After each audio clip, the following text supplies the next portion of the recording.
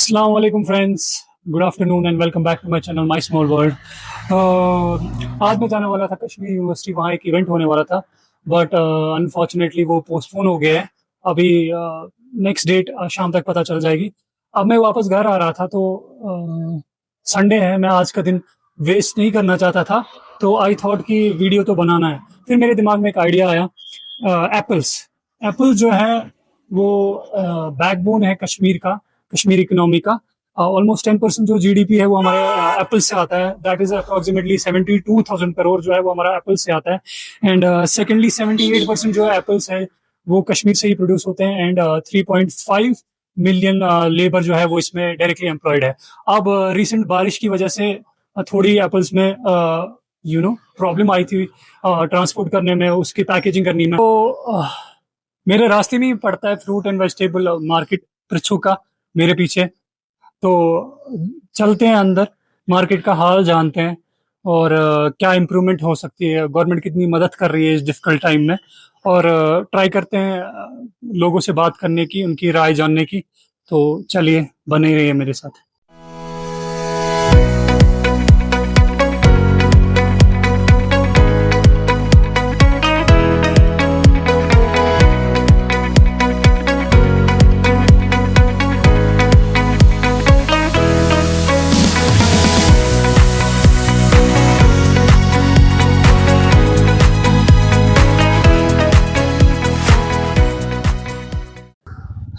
अभी हम मंडी के अंदर आ चुके हैं और अभी चल रहा है हमारा सितंबर, जो अक्टूबर का महीना होता है वो एप्पल्स का सीज़न होता है। तो जहाँ से भी मैं कैमरा घुमाऊंगा आप देख सकते हो, हर जगह एप्पल्स की पैकिंग हो रही है। तो और भी पैकिंग्स होती है, यहाँ चेरी होता है, पियर होता है, बट अभी और सितंबर और अक्टूबर का जो है ना, एप्पल का पीक सीजन होता है। तो इस वक्त यहाँ एप्पल की ही लोडिंग चल रही है, जहाँ देखो सिर्फ एप्पल के बॉक्सेस मिलेंगे आपको। अभी हम आगे जाके प्रेसिडेंट साहब से बात करने की कोशिश करेंगे, जिनका नाम जावेद साहब है, तो उनसे मिलेंगे हम इंशाल्लाह।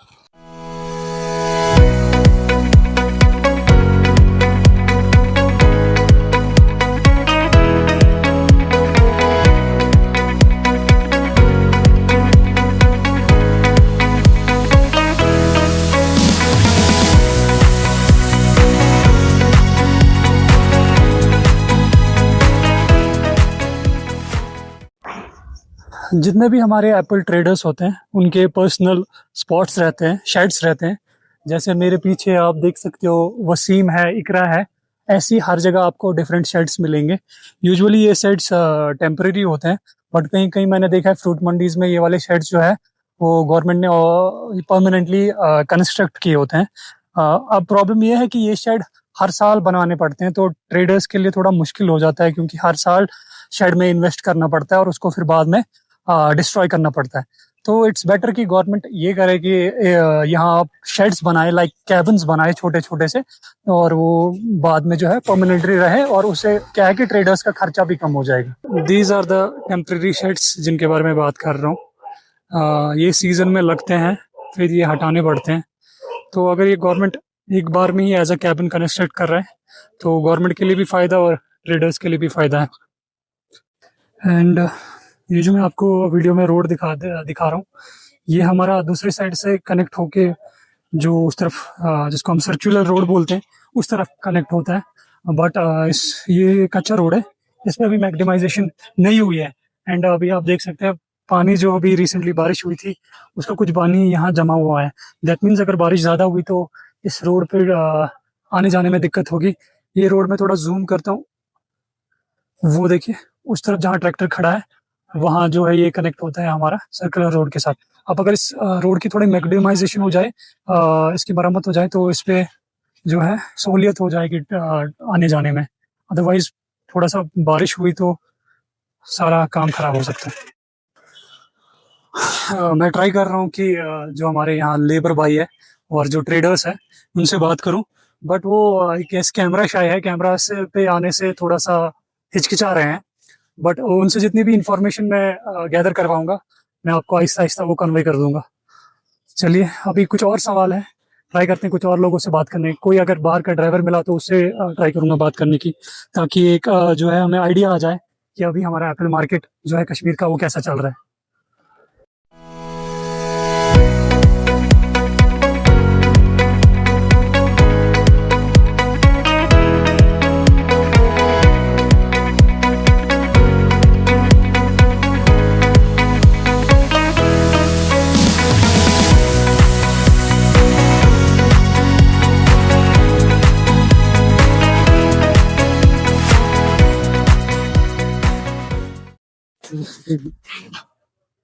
अच्छा यहाँ पे खासो ना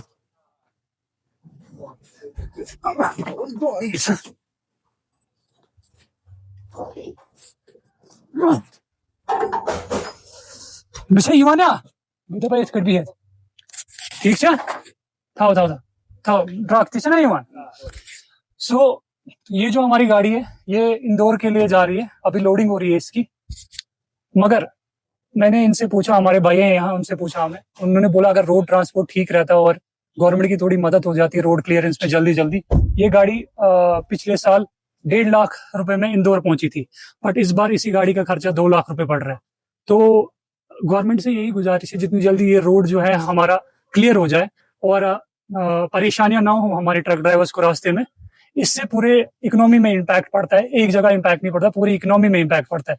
तो जितनी हेल्प यहाँ ट्रेडर्स की हो सकती है ट्रांसपोर्ट की वजह से उतनी गवर्नमेंट करे।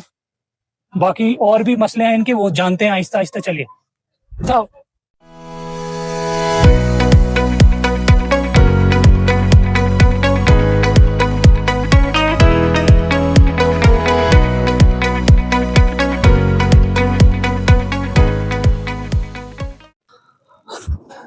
अभी और लोगों से बात किया तो थोड़ा मार्केट का एनालिसिस ये है कि अभी जो है रोड की कंडीशन पूरी तरह ठीक नहीं हुई है।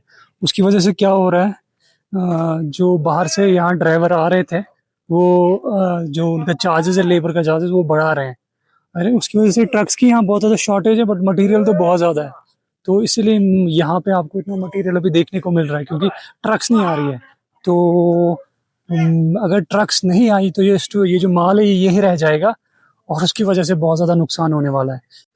सो अभी मैंने बाहर सबसे बात की। So to get more clear over side of the current situation of apple market in Pulwama right now, हमारे साथ है Javed Ahmed Bhat. They are the president of fruit association Pulwama.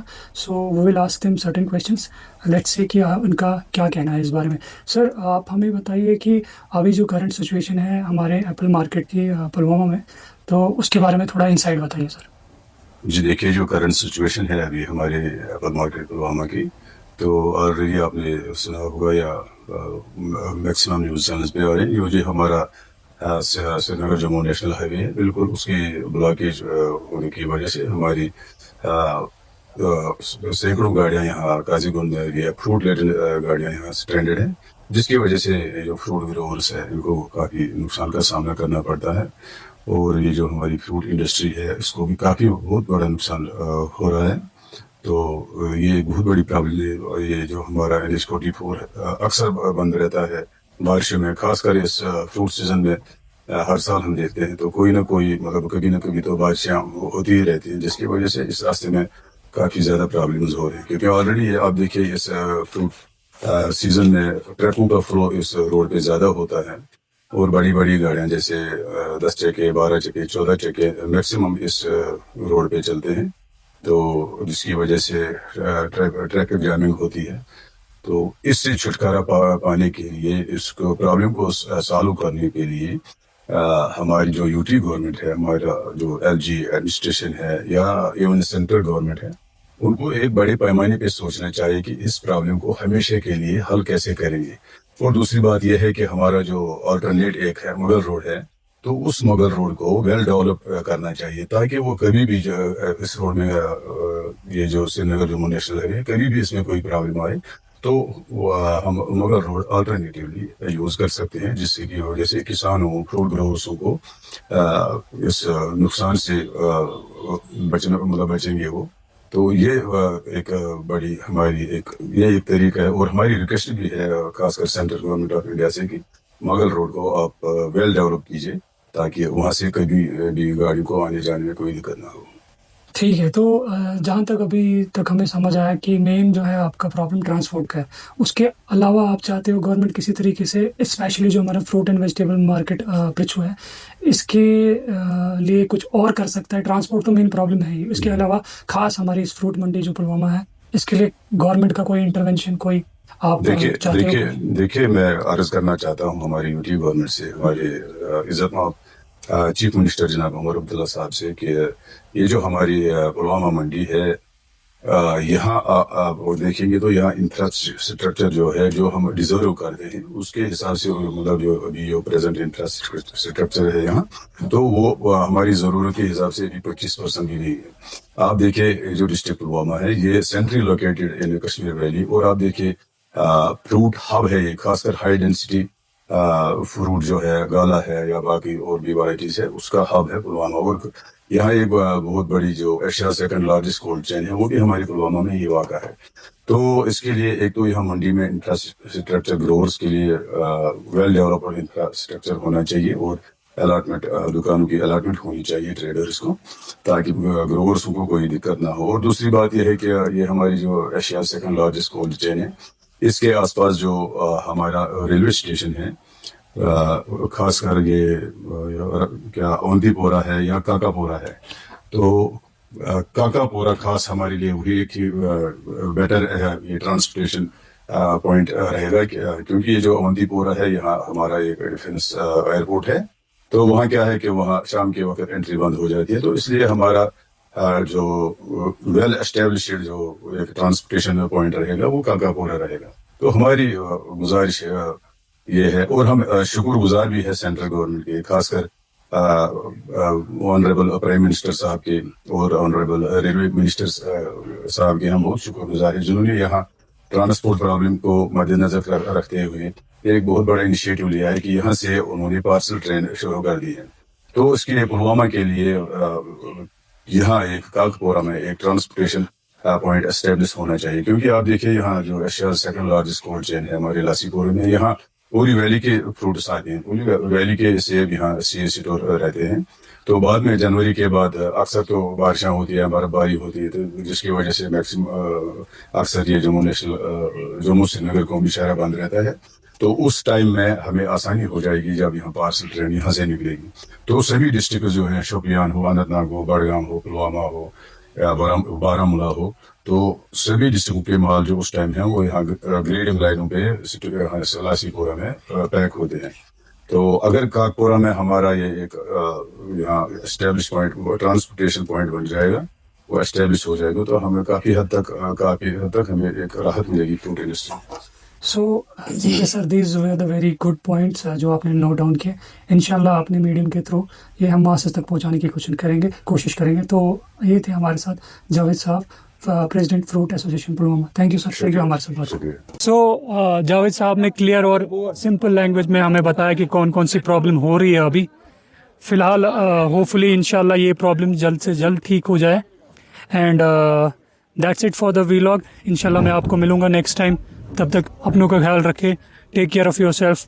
I will see you in the next vlog. अल्लाह हाफिज़।